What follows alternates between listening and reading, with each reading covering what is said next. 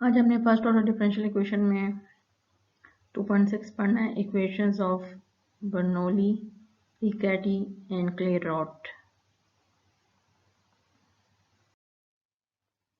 सबसे पहले हम बर्नौलीज इक्वेशन पढ़ते हैं। बर्नौलीज इक्वेशन वो इक्वेशन है जो कि लीनियर डिफरेंशियल इक्वेशन में रिड्यूस हो जाती है। आपको पता है कि लीनियर इन y जो होती है वो dy by d x plus p x y is equal to f of x होती है। अब अगर एफ ऑफ एक्स के साथ y की कोई पावर भी हो और n जो है y पावर n जो है आपके पास कोई भी रियल नंबर है, तो इस इक्वेशन को हम कहेंगे बर्नौलीज इक्वेशन। अगर मैं n को 0 कर दूं तो ये y पावर 0 1 हो जाता है, तो ये आपके पास लीनियर इक्वेशन आ जाएगी dy by d x plus p x y is equal to f of x. और अगर मैं n को 1 कर दूं तो ये आपके पास y आ जाएगा, और y को इस साइड पे ले आए और आप y को कॉमन ले लें तो p x minus f of x whole bracket y आ जाएगा। तो ये भी आपके पास लीनियर इक्वेशन इन y बन जाएगी। अगर हम n को ना 0 लें ना 1 लें तो फिर हम क्या करेंगे, फिर the substitution u is equal to y raise to power 1 minus n reduces any equation of the form to a linear equation. अगर हम अगर n 0 हो और 1 हो तो ये लीनियर इक्वेशन बन जाती है, और अगर n अदर देन 0 और 1 हो तो फिर ये रिड्यूस हो जाएगी लीनियर इक्वेशन में। और रिड्यूस कैसे होगी, जब हम u को y1 माइनस n ले लेते हैं तो ये रिड्यूस हो जाएगी। अब हम u को y1 माइनस n ही क्यों लेते हैं, तो इसकी रीज़न ये है कि अगर मैं इक्वेशन नंबर 2 को डिवाइड कर दूं y raise to power n से, तो मेरे पास आ जाएगा d pi over d x, और यहाँ पे y raise to power minus n आ जाएगा प्लस पी एक्स। यहाँ पे ऑलरेडी हमारे पास y मौजूद है, तो y divided by y n आपके पास आ जाएगा y1 माइनस n।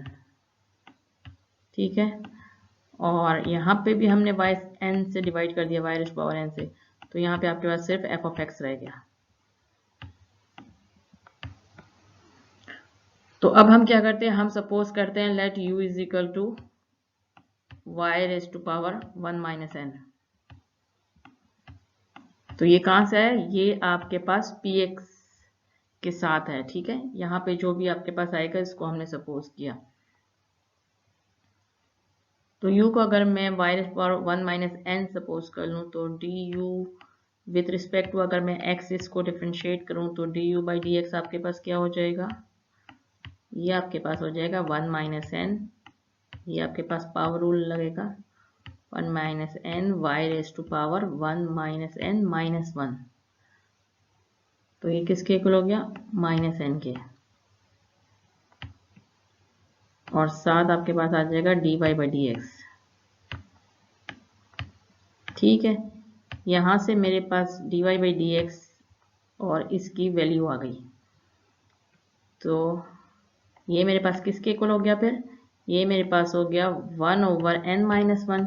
ये जो 1 माइनस n है इसको मैं इस तरफ डिवाइड कर दूँ, अगर 1 ओवर 1 माइनस n और d u by d x plus p x और 1 y raise to power 1 minus x की जगह u आ जाएगा, और is equal to f of x. ठीक है, अब हम क्या करेंगे, अब हम ये जो n माइनस 1 माइनस n है यहाँ पे, इसको सबसे मल्टीप्लाई कर दें। ये क्यों करें, ताकि मेरे पास d u by d x का कोफिशिएंट 1 हो जाए।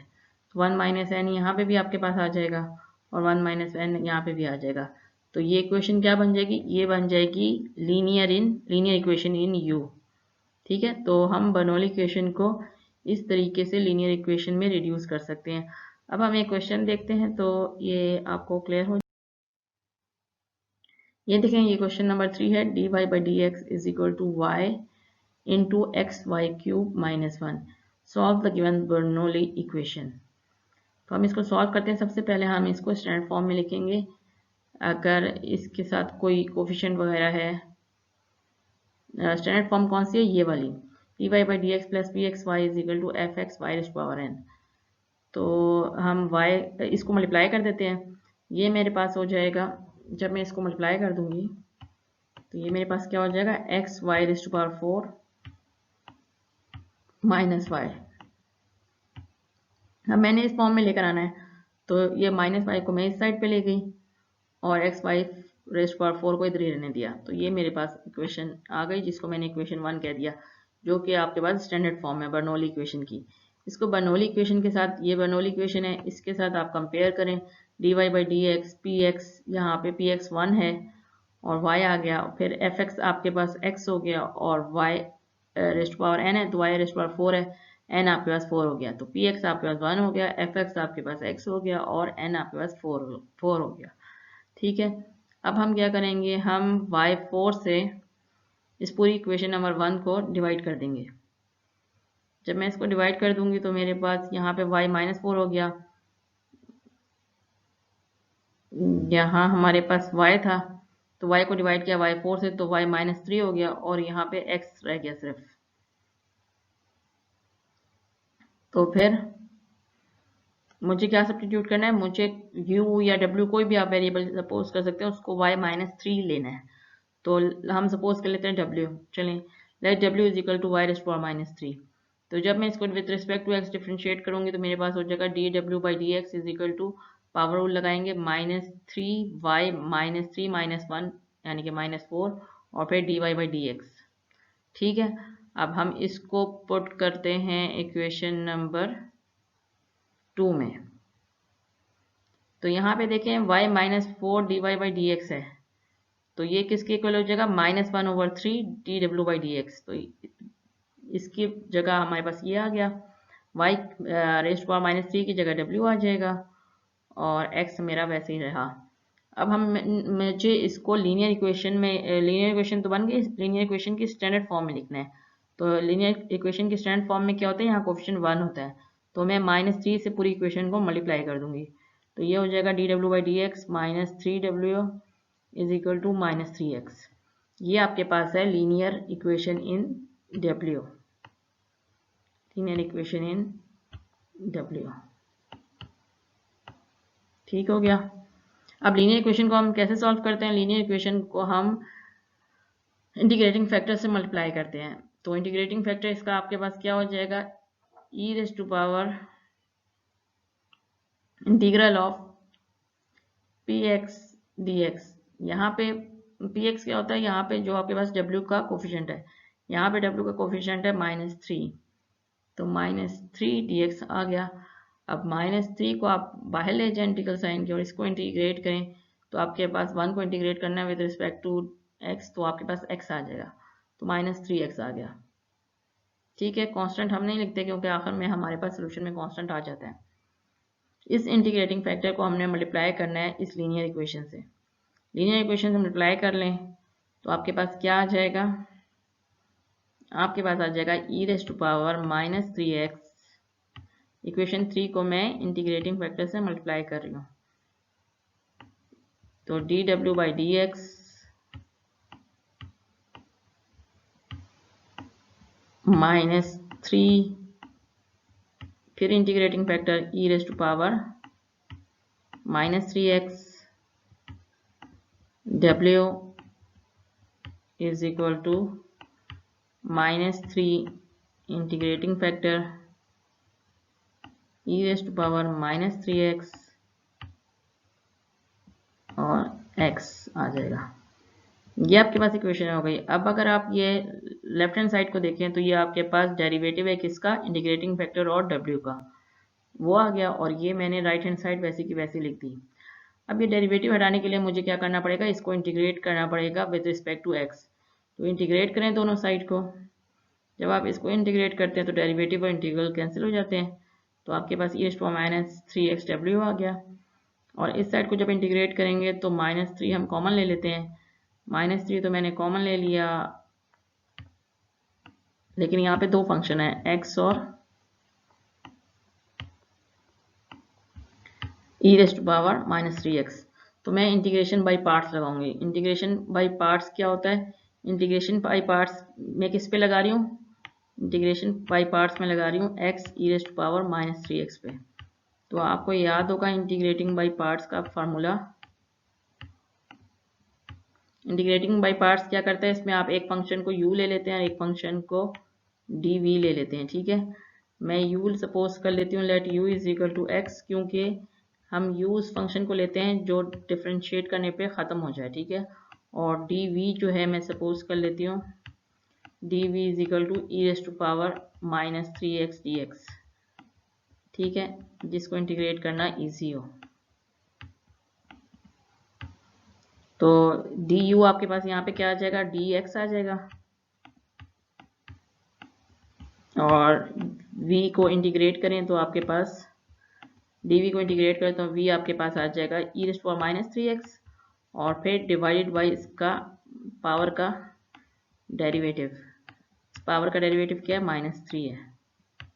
ठीक है, ये आपके पास v आ गया। अब आपके पास इंटीग्रेशन बाई पार्ट्स का क्या फार्मूला होता है? u की जगह x आ गया, v की जगह e⁻⁻3x divided by -3 uv minus integral of v du। तो v आपके पास क्या है? e⁻⁻3x डिवाइड बाई -3 और du आपके पास dx है, ये आपके पास आ गया। ठीक है, अब यहाँ पे देखें यही चीज़ मैंने लिखी हुई है x e⁻3x -3, ये माइनस माइनस प्लस हो गया, प्लस और ये 3 को बाहर निकाल दिया 1/3 इंटीग्रल ऑफ e⁻⁻3x dx, और ये -3 होल ब्रैकेट से बाहर है। तो अब अगर आप -3 को मल्टीप्लाई करते हैं तो आपके पास क्या आ जाएगा? ये -3 कैंसिल हो गए, x e⁻⁻3x आ गया। यहाँ पे भी 3 और 3 कैंसिल हो गए, साथ माइनस आ जाएगा, और इसको इंटीग्रेट करना है। तो ये इसका इंटीग्रल यहाँ पे मैंने निकाला हुआ e⁻⁻3x और डिवाइड बाई -3, तो माइनस माइनस प्लस हो गया, और 1/3 e⁻⁻3x और साथ कांस्टेंट ऑफ इंटीग्रल आ गया। तो ये आपके पास इंटीग्रेशन बाय पार्ट्स से आ गया। तो अब क्या करना है? अब यहाँ पे w के साथ e⁻⁻3x है, इसको मैं ख़त्म करना चाहती हूँ, तो e⁻⁻3x से डिवाइड कर दें पूरी इक्वेशन को। तो यहाँ पे w रह गया, यहाँ पे e⁻⁻3x से डिवाइड किया तो ये दोनों कैंसिल हो गए, सिर्फ x रह गया। यहाँ पे e⁻⁻3x से डिवाइड किया तो ये दोनों कैंसिल हो गए, सिर्फ यहाँ 1/3 रह गया, और c के साथ आपके पास डिवाइड हो जाएगा e⁻⁻3x, जो कि ऊपर जाके e⁻3x हो जाएगा। ठीक है, ये आपके पास ये आ गया। अब हमने जो इक्वेशन दी थी वो तो एक्स वाई में थी, तो हम बैक सब्स्टिट्यूशन करेंगे। क्या बैक सब्स्टिट्यूशन करेंगे? Put w is equal to y cube, जो हमने सपोज किया था वही वैल्यूज हम वापस पुट कर देते हैं। तो w की जगह वाई माइनस क्यूब हो गया, और बाकी आपके पास सारी इक्वेशन वही है। तो ये आपके पास जनरल सोल्यूशन आ गया बर्नौली इक्वेशन का। आगे चलते हैं। आगे हमारे पास है the differential equation dy by dx plus px plus qxy plus rxy square is known as Riccati's equation। ये जो इक्वेशन है ये आपके पास Riccati's इक्वेशन है। इसमें आप देख सकते हैं कि अगर मैं लीनियर के साथ कंपेयर करूं तो dy by dx होता है उस लीनियर में, qxy होता है और is equal to f of x होता है। तो मेरे पास ये rxy स्क्वायर एक्स्ट्रा है। ठीक है, तो रिकार्टी इक्वेशन जो है वो इस फॉर्म की होती है और can be solve by a succession of two substitution provided that we know a particular solution y1 of the equation. अगर हमें y1 का पता है, जो y1 क्या पर्टिकुलर सॉल्यूशन है, तो हम इस इक्वेशन को सॉल्व कर सकते हैं। कैसे? हम सपोज करते हैं कि y is equal to y1 plus u जो है इसका सॉल्यूशन है, तो ये जो है रिकार्टीज इक्वेशन का सॉल्यूशन है। तो जब हम ये पुट करेंगे तो ये रिकार्टीज इक्वेशन जो है वो कन्वर्ट हो जाएगी Bernoulli equation with n is equal to 2। यहाँ पे आप देख रहे हैं y स्क्वायर है, तो ये बर्नौली इक्वेशन में कन्वर्ट हो जाएगी with n is equal to 2, और हमें पता है कि बर्नौली इक्वेशन जो है वो रिड्यूस हो जाती है लीनियर इक्वेशन में। तो हमने क्या करना है, हमने y is equal to y one plus u suppose करना है कि इस रिकेटिस इक्वेशन का सोल्यूशन है, और यहाँ मैंने इसका डेरिवेटिव ले लिया, तो d y by d x with respect to x, तो ये d y one by d x हो गया और plus d u by d x. ठीक है, अब इस पूरी इक्वेशन को हमने इसमें पुट करना है रिकेटिस इक्वेशन में। तो मेरे पास क्या बन जाएगा, मेरे पास ये आ जाएगा जब मैं इसमें सब्स्टिट्यूट करूँगी। यहाँ पे आपके पास d y by d x है, उसकी जगह मैं d y one over d x plus d u over d x put करूँगी, और जो कि y आपका पर्टिकुलर सोल्यूशन है, इसकी कोई कांस्टेंट वैल्यू होगी तो वो हम यहाँ पुट कर देंगे, तो वो आपके पास 0 हो जाएगा। तो कहने का मतलब ये है कि ये आपके पास ये इक्वेशन हो जाएगी है जब आप ये दोनों सब्स्टिट्यूट करेंगे। तो आप इसको देखें, d u by d x minus coefficient साथ u और is equal to r u square, तो ये आपके पास बर्नौली इक्वेशन है जिसमें आपके पास ये n2 है। तो फिर हम क्या करेंगे, फिर हम u स्क्वेयर से इस पूरी इक्वेशन को डिवाइड कर देंगे, तो मेरे पास यहाँ पे क्या आ जाएगा, u बाई यू स्क्वेयर आपके पास आ जाएगा u inverse u raised power minus one. तो इसलिए हमने सपोज किया let w is equal to u raised power minus one, और इसको इस इक्वेशन में पुट करेंगे तो ये आपके पास ये इक्वेशन बन जाएगी, जो कि क्या है आप देख सकते हैं, ये लीनियर इक्वेशन इन w है। ठीक है, तो एक बार फिर मैं बता देती हूँ, ये रिकार्टीज इक्वेशन की स्टैंडर्ड फॉर्म है जिसको हम ये सब्स्टिट्यूशन करके Bernoulli equation with n is equal to 2 में कन्वर्ट करते हैं, और बर्नौली इक्वेशन को अभी हमने पिछली स्लाइड में पढ़ा कि किस तरीके से हम लीनियर इक्वेशन में कन्वर्ट कर सकते हैं, मतलब ये रिड्यूस हो जाती है लीनियर इक्वेशन में। ये हमारे पास एक क्वेश्चन है, क्वेश्चन नंबर 11 एक्सरसाइज 2.6 का। ये आपको रिकेटिस इक्वेशन दी हुई है पी एक्स क्यू एक्स और आर वाई स्क्वेयर, और ये y one is equal to 2 जो है वो आपके पास पर्टिकुलर सोल्यूशन है। इसको हम कंपेयर करते हैं रिकेटिव इक्वेशन से, तो हमारे पास जो पी एक्स है वो -2 आ गया, क्यू एक्स जो है वो -1 आ गया, और आर एक्स जो है वो 1 आ गया। ठीक है, अब चूंकि हमें 2 गिवन है वाई वन, तो हमने सपोज किया था y is equal to y one plus u, तो y is equal to 2 plus u हो जाएगा। यहाँ से आप इसका डेरिवेटिव लें विद रिस्पेक्ट टू एक्स, तो d y by d x, 2 का डेरिवेटिव 0 हो गया और u का derivative d u by d x हो गया। अब इन दोनों को आप पुट करें इक्वेशन नंबर 1 में।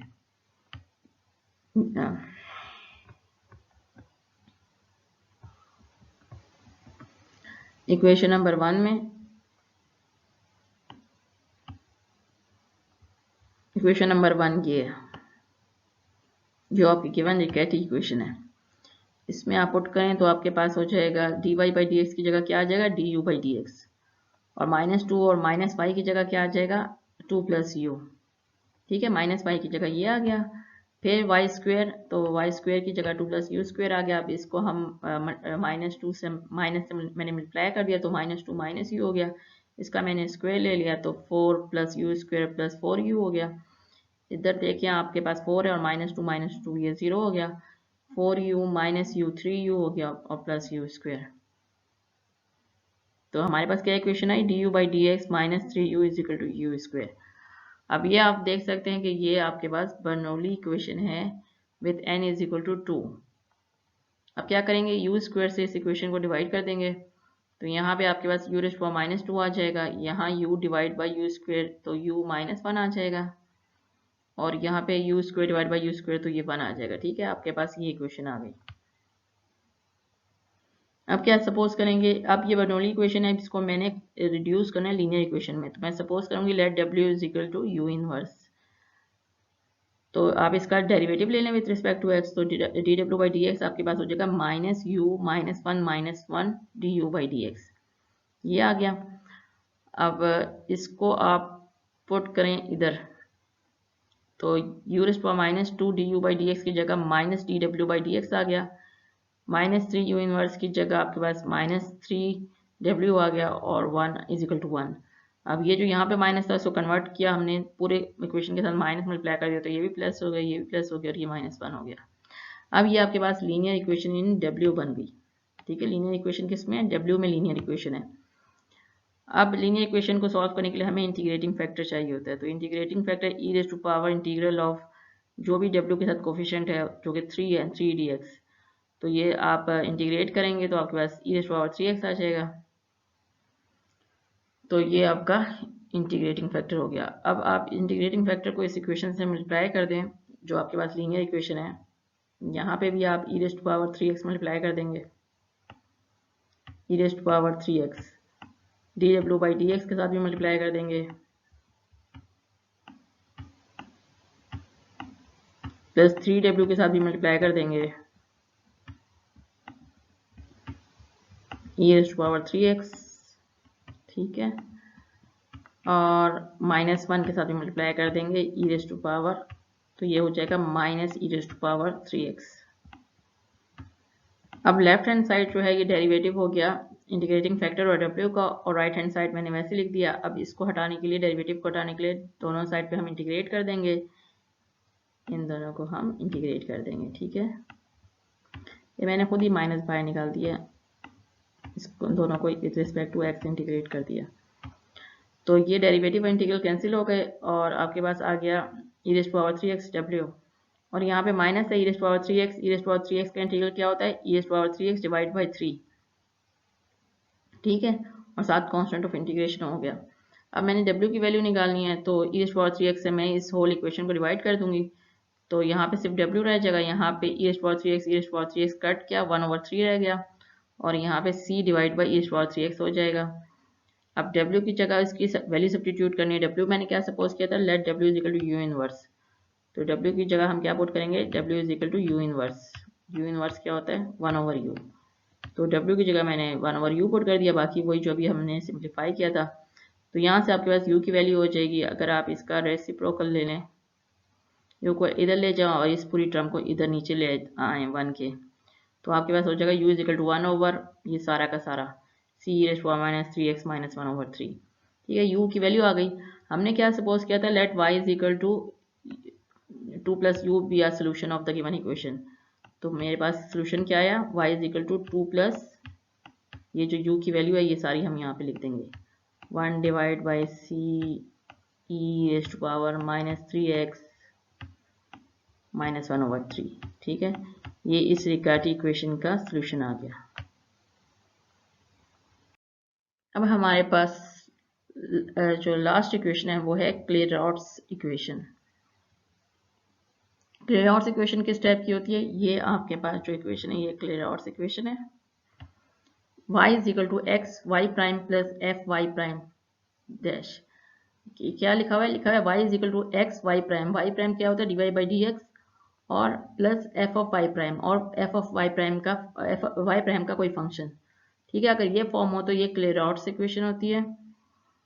इसका सोल्यूशन क्या होता है, y प्राइम की जगह आप c लिख दें, यहाँ पे भी c लिख दें और यहाँ पे भी c लिख दें, तो y is equal to c x plus f of c के कोई भी आर्बिट्री कांस्टेंट है, तो इसका सोल्यूशन निकालना निहायत इजी है।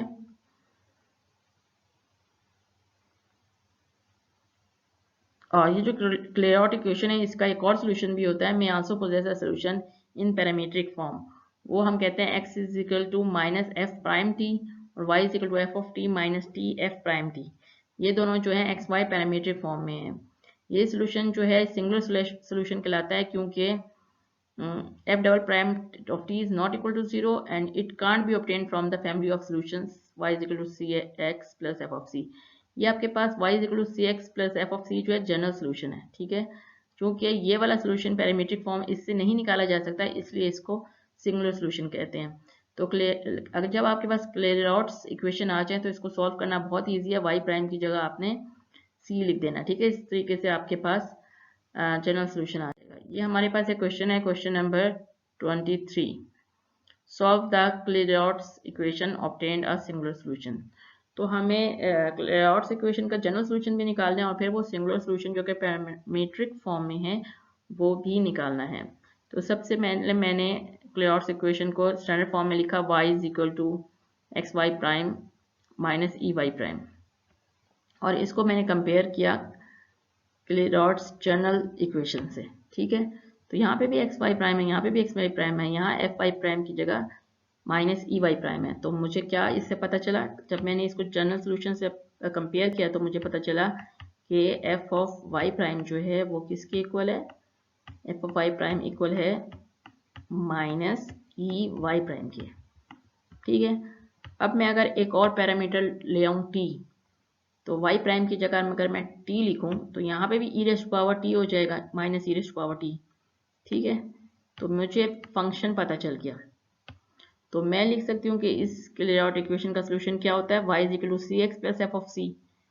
तो यहाँ मेरे पास सी एक्स की जगह क्या आ जाएगा, y प्राइम की जगह मैं c लिखूंगी सी एक्स, और यहाँ पे माइनस ई रेस्ट पावर सी। ठीक है, अगर F of t minus e rest power T है तो एफ ऑफ सी क्या होगा, माइनस ई रेस्ट पावर सी। दूसरे लफ्जों में सिर्फ आपने इस इक्वेशन में क्या करना है, दूसरे लफ्जों में आपने इस इक्वेशन में y प्राइम की जगह c पुट कर देना है। ठीक है, यहाँ पे y प्राइम की जगह मैंने c पुट कर दिया और यहाँ पे y प्राइम की जगह c पुट कर दिया, तो ये इसका फैमिली ऑफ सोल्यूशन आ गया जो कि इसका जनरल सोल्यूशन है। ठीक है, जनरल सोल्यूशन हमने निकाल लिया। अब हमने क्या करना है, अब हमने इसका सिंगुलर सोल्यूशन फाइंड करना है। तो सिंगुलर सोल्यूशन क्या था, मेरे पास पैरामीट्रिक फॉर्म में x is equal to minus f prime t. ठीक है, तो मेरे पास f ऑफ t क्या है, minus e raised to power t। तो इसका मैं डेरिवेटिव ले लेती हूँ, आप इसका डेरिवेटिव ले लें f प्राइम t। तो डेरिवेटिव किसका लेना है, इस इक्वेशन का, तो ये क्या आ जाएगा, माइनस आ जाएगा आपके पास, और e raised to power t का derivative e raised to power t ही होता है। तो मेरे पास ये क्या है, x is equal to minus f dash t, तो minus minus e raised to power t आपके पास e raised to power t आ गया। ठीक है, तो यहाँ से मेरे पास क्या आया, this implies x is equal to e raised to power t. एक मेरे पास पैरामीटर आ गया, अब मुझे y पैरामीटर निकालना है। y पैरामीटर किसके बराबर था, f of t minus t f dash t. तो f ऑफ टी किसके बराबर है, minus e raised to power t के, और फिर माइनस टी आ गया, और फिर एफ डैश टी की जगह मैं क्या लिखूंगी, minus e raised to power t. तो माइनस माइनस प्लस हो गया, तो आपके पास ये आ गया। तो y आपके पास क्या आ गया, x आपके पास e raised to power t, और y आपके पास आ गया minus e raised to power t plus t e raised to power t. अब हम देख सकते हैं कि ये e raised to power t किसकी वैल्यू है, x की है। तो मैं अगर इसकी जगह इसकी वैल्यू पुट कर दूं, minus minus e raised to power t की जगह x लिख दिया प्लस टी। अब t आप यहाँ से निकाल सकते हैं इजीली। t कैसे निकाल सकते हैं, हम दोनों साइड पे ln अप्लाई कर दें, तो ln ऑफ x जो है वो आपके पास t आ जाएगा। ठीक है, और अगर हम सपोज करते हैं कि x इज ग्रेटर देन 0, तो उस केस में आप इसको सिंपल ln ऑफ x लिख सकते हैं। ठीक है, तो इसलिए मैंने यहाँ पे t की जगह क्या लिख दिया, ln ऑफ x लिख दिया when x is greater than 0, और e raised to power t की जगह क्या आ जाएगा, x आ जाएगा। अगर आप x इधर लिखते हैं तो आप क्या करेंगे, यहाँ पे ब्रैकेट लगा देंगे, या फिर x ln ऑफ x लिख दें। ठीक है, यहाँ पे आपके पास क्या है, फॉर x ग्रेटर देन 0। ये आपके पास क्लियर इक्वेशन का पैरामीट्रिक सोल्यूशन आ गया। यहाँ पे हम एंड करते हैं।